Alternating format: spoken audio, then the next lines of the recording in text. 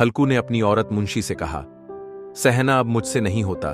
एक चादर के सहारे ठंडी रातें काटना मुश्किल है। इस बार मुझे एक कंबल ला देना, नहीं तो यह सर्दी जान ले लेगी। मुंशी ने दुखी होकर उत्तर दिया, तुम्हें कंबल की पड़ी है और इधर उधार चुकाने की चिंता। हम गरीब लोग हैं, हमें सर्दी गर्मी सब सहनी पड़ती है। अब तक जैसे कटती आई है वैसे ही कट जाएगी। हल्कू जानता था कि उसके पास कोई चारा नहीं था। जो कुछ थोड़ा बहुत कमाता था वह या तो महाजन के ब्याज में चला जाता या फिर खेत के काम में लग जाता। हल्कू एक गरीब किसान था जिसने अपने खेत को बचाने के लिए न जाने कितनी बार कर्ज लिया था और अब उसे चुकाने में उसकी पूरी मेहनत लग जाती थी। उसका घर फूस का था जिसमें दरवाजे पर एक टूटा फूटा पर्दा लटका था जिससे ठंडी हवा बिना रोक टोक अंदर आ जाती थी। उस रात हल्कू खेत की रखवाली करने चला गया। सर्दी बहुत तेज थी।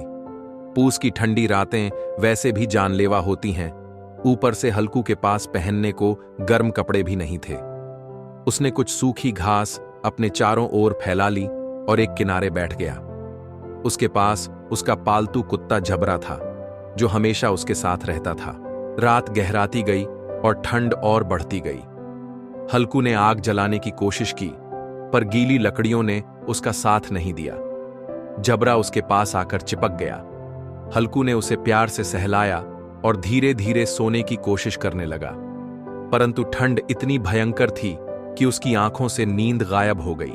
रात के अंधेरे में हल्कू को दूर खेत में कुछ हलचल सुनाई दी। ये जंगली जानवरों की आवाजें थीं जो खेत में घुसने की कोशिश कर रहे थे।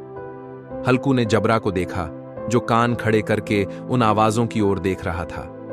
हल्कू ने उसे जगाया और कहा, जा जबरा, भगा उन्हें। जबरा भौंकते हुए खेत की ओर दौड़ा, लेकिन थोड़ी ही देर में वापस आ गया।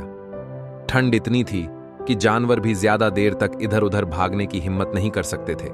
हल्कू अब खुद भी खेत की रखवाली करने जाने को तैयार हुआ, लेकिन ठंड के कारण उसके पैर सुन्न हो रहे थे। उसने सोचा, अगर मैं अभी उठा तो ठंड और ज्यादा लगेगी। बेहतर होगा कि यहीं पड़ा रहूं, जो होगा देखा जाएगा। जबरा हल्कू के पास आकर सिमट गया। हल्कू ने उसे अपने शरीर से चिपकाया और कहा, जा जबरा, खेत की रखवाली कर। देखो, जंगली जानवर गेहूं खा रहे हैं। लेकिन जबरा भी हिलने को तैयार नहीं था। हल्कू ने ठंड से बचने के लिए पुआल में घुसने की कोशिश की। वह धीरे धीरे सिकुड़कर पुआल में समा गया। उसकी आंखें मूंदने लगीं और वह ठंड में भी कुछ राहत महसूस करने लगा। सुबह जब हल्कू की आंख खुली तो सूरज की पहली किरणें खेत में पड़ रही थीं। उसने चारों ओर देखा। उसका पूरा खेत उजड़ चुका था। रात भर जानवरों ने गेहूं की फसल चर ली थी। वह निराश होकर उठा, लेकिन उसके चेहरे पर कोई चिंता नहीं थी। अब उसे सर्दी से डरने की जरूरत नहीं थी। खेत उजड़ गया था, लेकिन अब उसे ठंडी रातों में जागने की जरूरत नहीं थी। हल्कू की आंखों में संतोष था। उसने जबरा की पीठ थपथपाई और मन ही मन सोचा, अब कोई चिंता नहीं, अब ठंड नहीं लगेगी। और वह मुस्कुराते हुए अपने घर की ओर चल पड़ा।